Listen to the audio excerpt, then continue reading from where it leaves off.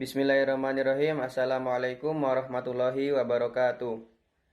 Perkenalkan, nama saya Arif Arijal Gunawan, NIM 2021 01010073. Saya dari kelompok 4. Di sini saya akan menjelaskan tentang macam-macam nasih dan mansuh. Umumnya, para ulama membagi nasih dan mansuh menjadi 4, yaitu yang pertama nasah Al-Quran dengan Al-Quran, dan yang kedua nasah Al-Quran dengan sunnah, dan yang ketiga nasah sunnah dengan sunnah, dan yang keempat nasah sunnah dengan Al-Quran. Yang pertama nasah Al-Quran dengan Al-Quran.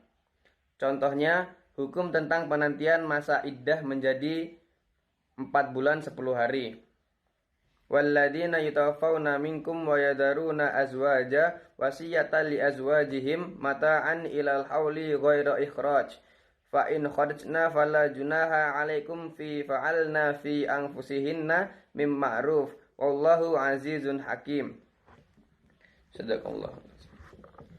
Al-Baqarah ayat 240, yang artinya, dan orang-orang yang akan meninggal dunia di antaramu dan meninggalkan istri, hendaklah berwasiat untuk istri-istrinya, yaitu diberi nafkah hingga setahun lamanya dengan tidak disuruh pindah dari rumahnya. Akan tetapi jika mereka pindah, maka tidak ada dosa bagimu, membiarkan mereka berbuat ma'ruf terhadap diri mereka. Dan Allah Maha Perkasa lagi Maha Bijaksana. Al-Baqarah ayat 240, yang dinasihkan dengan ayat Al-Baqarah ayat 234. Bismillahirrahmanirrahim. Walladzina yatawaffawna minkum wa yadaruna azwajan yatarabbasna bi anfusihinna arba'ata ashhurin wa asra. Fa idza balagna ajalahunna fala junaha 'alaikum fima fa'alna fi anfusihinna bil ma'ruf. Wallahu bima ta'maluna khabir.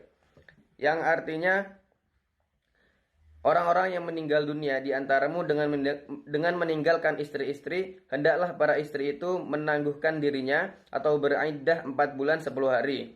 Kemudian apabila telah habis iddahnya, maka tiada dosa bagimu para wali membiarkan mereka berbuat terhadap diri mereka menurut yang patut. Allah mengetahui apa yang kamu perbuat. Dan yang kedua, nasah Al-Quran dengan sunnah. Dalam ranah ini saya belum mampu menjabarkan contoh dari nasah Al-Quran dengan sunnah, karena posisi Al-Quran itu tidak sejajar dengan Al-Hadis atau sunnah, sehingga ayat-ayat yang terdapat dalam Al-Quran merupakan murni firman Allah Subhanahu wa Ta'ala yang tidak dapat dimansuhkan dengan sunnah. Namun jika mengenai tata cara dalam pelaksanaannya, ulama-ulama mujtahid terdahulu memang memiliki kaidah-kaidah yang berbeda. Contohnya, pada mazhab Imam Syafi'i melaksanakan tarawih sebanyak 23 rakaat beserta sholat witirnya. Sedangkan mazhab Imam Hambali melaksanakan tarawih sebanyak 11 rakaat beserta sholat witir. Yang ketiga, nasah sunnah dengan sunnah.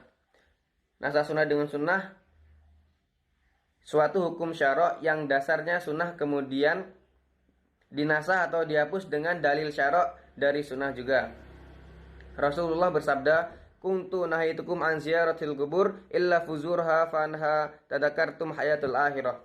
Yang artinya, aku pernah melarang kamu berziarah kubur, ingatlah ziarahlah ke kubur karena sesungguhnya ziarah kubur mengingatkan kamu akan kehidupan akhirat.